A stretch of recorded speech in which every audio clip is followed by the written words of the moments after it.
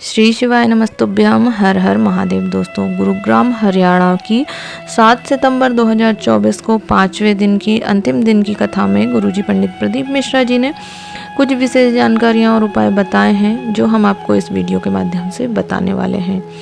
बढ़ते हैं विशेष जानकारी की तरफ, जो कि गुरुजी ने बताई है पार्थिव शिवलिंग से जुड़ी हुई, कि पार्थिव शिवलिंग को विसर्जन के समय हमें क्या क्या सावधानी रखनी चाहिए। तो वह गुरुजी ने बताया है कि जब भी हम पार्थिव शिवलिंग को विसर्जन के लिए लेकर जाते हैं तो उसे हमें अपने नाभि के स्थान से ऊपर रखना चाहिए। मतलब हम अपने सिर के ऊपर रख कर ले जा सकते हैं, या फिर हृदय के सम्मुख हम शिवलिंग को रखकर विसर्जन के लिए ले जा सकते हैं। और जब हमें शिवलिंग का विसर्जन करना होता है उस समय हमें शिवलिंग के पूर्ण रूप से दर्शन करने चाहिए।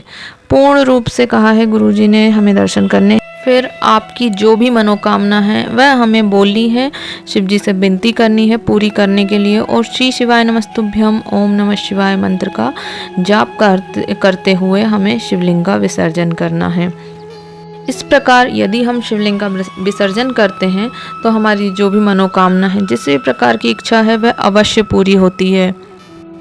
गुरुजी ने कहा है कि हमें दर्शन किस प्रकार करने हैं। हमें सर्वप्रथम शिवलिंग में जो जलाधारी होती है वहाँ दर्शन करने हैं।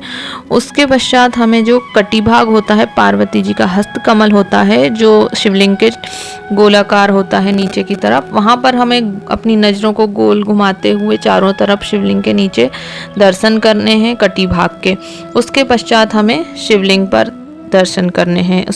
उसके बाद हमें शिवलिंग के दर्शन करने हैं। इस प्रकार से हमें जलाधारी से शुरुआत करते हुए गोल घुमाते हुए पहले जलाधारी तक दर्शन करने हैं। उसके पश्चात हमें शिवलिंग के दर्शन करने हैं, और फिर हमें अपने हृदय से शिव जी को लगाकर स्मरण करते हुए श्री शिवाय नमस्तुभ्यम मंत्र का जाप करते हुए हमें शिवलिंग का विसर्जन करना है। बढ़ते हैं अगली विशेष जानकारी की तरफ। गुरुजी ने कहा है यदि हम देवी जी का, शिव जी का, गणेश जी का, किसी भी देवी देवता का विसर्जन करने जाते हैं तो हम वहाँ से उस नदी का कुछ जल लेकर आते हैं और अपने घर में उसका सिंचन करते हैं। इसी प्रकार यदि हम शिव जी के मंदिर जब भी जल चढ़ाने जाएं तो वहाँ से हमें खाली लोटा लेकर नहीं आना है, थोड़ा सा जल लेकर आना है और उस जल का हमें हमारे घर में सिंचन करना है। इस प्रकार यदि हम करते हैं तो हमारे घर में सुख समृद्धि बनी रहती है। बढ़ते हैं अगली विशेष जानकारी की ओर। गुरुजी ने कहा है जब भी आप 16 सोमवार का प्रसाद या शिव जी का कोई भी प्रसाद आपके यहाँ हो या आपको किसी ने दिया हो तो उसे तुरंत सोचे समझे उसे हमें पा लेना चाहिए। कभी भी प्रसाद को रात भर नहीं छोड़ना चाहिए, या फिर आपने कोई शिव जी का व्रत किया हो वह प्रसाद भी आपको तुरंत उसे पा लेना है, ख़त्म कर देना है, खा लेना है। पर उसे कभी भी कोई भी शिव जी का प्रसाद हो उसे हमें रात भर नहीं रखना है। शिव जी के प्रसाद, या आपने अपने घर में कोई शिव जी की पूजन की है, अभिषेक किया है, और जो भी प्रसाद है उसे तुरंत ही बांट कर और ख़त्म करना चाहिए, और सभी को तुरंत प्रसाद को पा लेना चाहिए। उसे रात भर नहीं रखना है। आपके घर में यदि पूजा हुई है, प्रसाद बच गया है तो उसे हमें ख़त्म करना है, उसे हमें रात भर नहीं रखना है। हैं अंतिम जानकारी की ओर।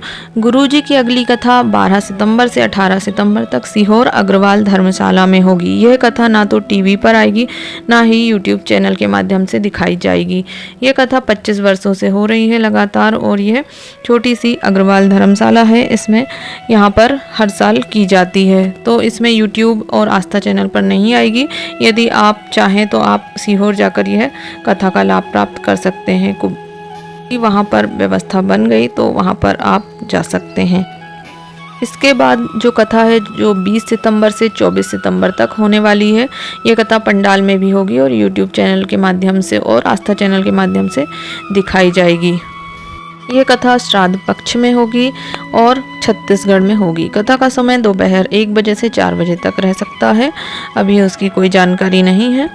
वीडियो आपको उपयोगी लगी हो, लाभप्रद लगी हो तो वीडियो को लाइक करें, शेयर करें। कोई भी समस्या हो वीडियो से संबंधित तो आप कमेंट में अवश्य पूछें। श्री शिवाय नमस्तुभ्यम। हर हर महादेव।